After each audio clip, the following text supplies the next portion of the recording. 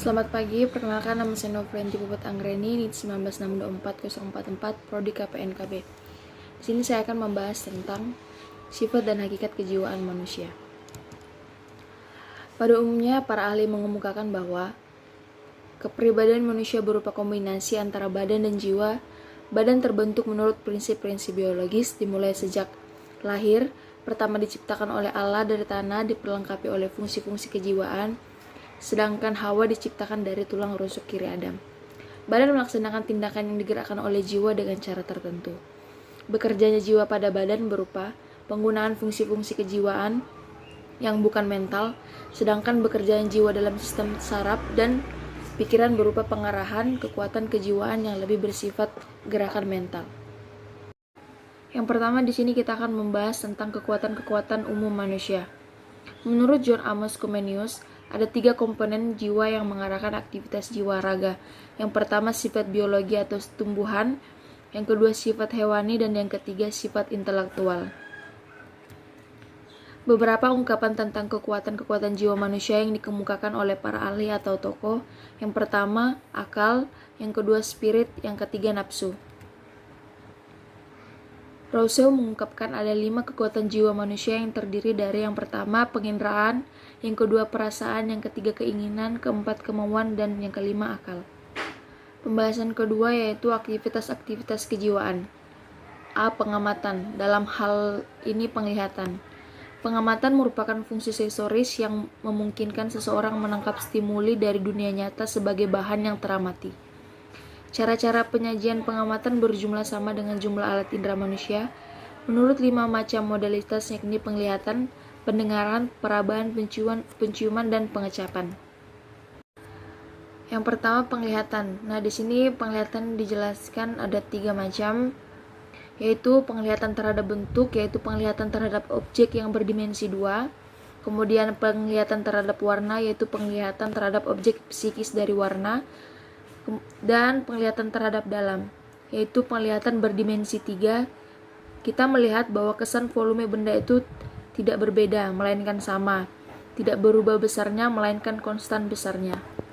Yang kedua pendengaran. Mendengar atau mendengarkan adalah menangkap atau menerima sesuatu. Yang kedua pendengaran. Mendengar atau mendengarkan adalah menangkap atau menerima suara melalui indera pendengaran. Ini berarti bahwa apa yang baru kita dengar atau terdengar tidak akan segera hilang, melainkan masih terngiang dan masih turut bekerja dalam apa yang didengar atau terdengar pada saat berikutnya. Yang ketiga perabaan. Perabaan mengandung 2 pengertian, yaitu perabaan sebagai perbuatan aktif yang juga mencakup indera kinesti, dan perabaan sebagai pengalaman secara pasif yang juga mencakup beberapa indera untuk sentuh ke kanan, pengamatan panas atau dingin, pengamatan sakit, dan indera vibrasi. Perabaan menggunakan fungsi kulit badan mempunyai 2 macam. 2 macam kepekaan, yaitu tekanan dan titik sakit. Yang keempat pembauan atau penciuman. Membawa atau mencium adalah menangkap objek yang berupa bau-bau dengan menggunakan hidung sebagai alat pembau. Kita dapat menyebutnya sebagai variasi kualitas bau. Yang kelima pengecapan. Mengecap adalah menangkap objek yang berupa kualitas rasa benda atau sesuatu dengan menggunakan lidah sebagai alat pengecap. Indera pengecap kita dapat peka terhadap 4 macam rasa cecapan pokok, yaitu yang pertama rasa manis, rasa masam, rasa asin, dan rasa pahit.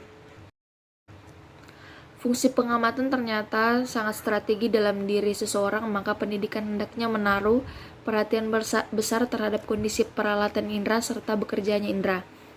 Perhatian pendidikan terhadap hal ini dapat diwujudkan antara lain dengan yang pertama tindakan metodologis, yaitu dengan pemilihan serta penyelenggaraan metode belajar mengajar yang efektif bagi perkembangan pengamatan serta pribadi anak didik secara keseluruhan. Yang kedua tindakan manajerial, yaitu dengan penyelenggaraan pengelolaan kelas untuk menciptakan situasi dan kondisi lingkungan yang kondusif bagi proses belajar mengajar baik secara fisiologis secara psikologis. Kita akan membahas tentang tanggapan. Tanggapan biasa didefinisikan sebagai bayangan yang menjadi kesan yang dihasilkan dari pengamatan. Ada 3 macam tanggapan, yaitu yang pertama tanggapan masa lampau yang sering disebut sebagai tanggapan ingatan, tanggapan masa sekarang yang dapat disebut sebagai tanggapan imajinatif, Yang ketiga, tanggapan masa mendatang yang disebut sebagai tanggapan antisipatif. Menurut Johann Friedrich Herbert, tanggapan merupakan unsur dari jiwa manusia. Tanggapan dipandang sebagai kekuatan psikologi yang dapat menolong atau menimbulkan keseimbangan ataupun merintangi atau merusak keseimbangan. Selanjutnya, fantasi. Fantasi dapat didefinisikan sebagai aktivitas imajinasi untuk membentuk tanggapan baru dengan pertolongan tanggapan lama yang telah ada. Fantasi dibedakan menjadi dua. Yang pertama, fantasi sengaja secara pasif, yaitu yang tidak dikendalikan oleh pikiran dan kemauan. Yang kedua, fantasi sengaja secara aktif, yaitu yang dikendalikan oleh pikiran dan kemauan. Nah, kegunaan fantasi itu yang pertama, orang dapat memahami atau mengerti sesama manusia. Yang kedua, orang dapat memahami dan menghargai kultur orang lain. Yang ketiga, orang dapat keluar dari ruang waktu, sehingga demikian ia dapat memahami hal-hal yang ada dan terjadi di tempat lain dan di waktu lain, contohnya ilmu sejarah. Yang keempat, fantasi dapat melepaskan diri dari kesukaran dan permasalahan serta melupakan kegagalan atau kesan-kesan buruk. Yang kelima, fantasi dapat membantu seseorang dalam mencari keseimbangan batin. Yang keenam, fantasi memungkinkan seseorang untuk dapat membuat perencanaan di masa mendatang. Selanjutnya, mengingat. Mengingat berarti menyerap atau melekatkan pengetahuan dengan jalan pengecaman secara aktif. Fungsi ingatan itu sendiri meliputi 3 aktivitas, yaitu yang pertama, mencamkan, yaitu menangkap atau menerima kesan-kesan. Yang kedua, menyimpan kesan-kesan. Dan yang ketiga, mereproduksi kesan-kesan. Kemudian, pikiran. Pikiran dapat diartikan sebagai kondisi letak hubungan antar bagian pengetahuan yang telah ada dalam diri yang dikontrol oleh akal. Jadi di sini akal adalah sebagai kekuatan yang mengendalikan pikiran.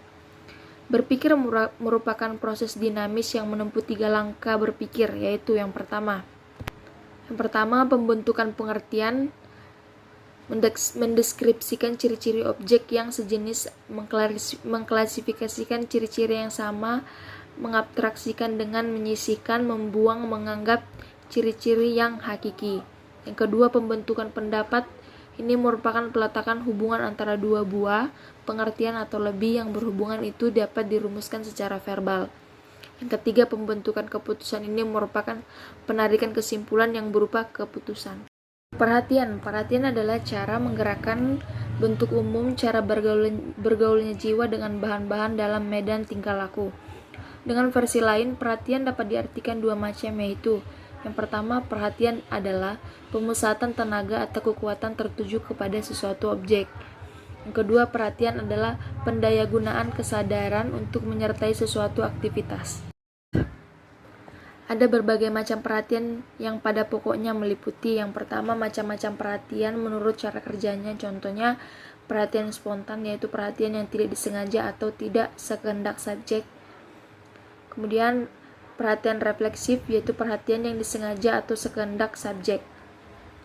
Yang kedua, macam-macam perhatian menurut luasnya. Contohnya, perhatian intensif, kemudian perhatian tidak intensif. Ketiga, macam-macam perhatian menurut luasnya. Contohnya, perhatian terpusat, yaitu perhatian yang tertuju kepada lingkup objek yang sangat terbatas. Kemudian, perhatian terpancar, yaitu perhatian yang pada suatu saat tertuju kepada lingkungan objek yang luas atau tertuju kepada macam objek.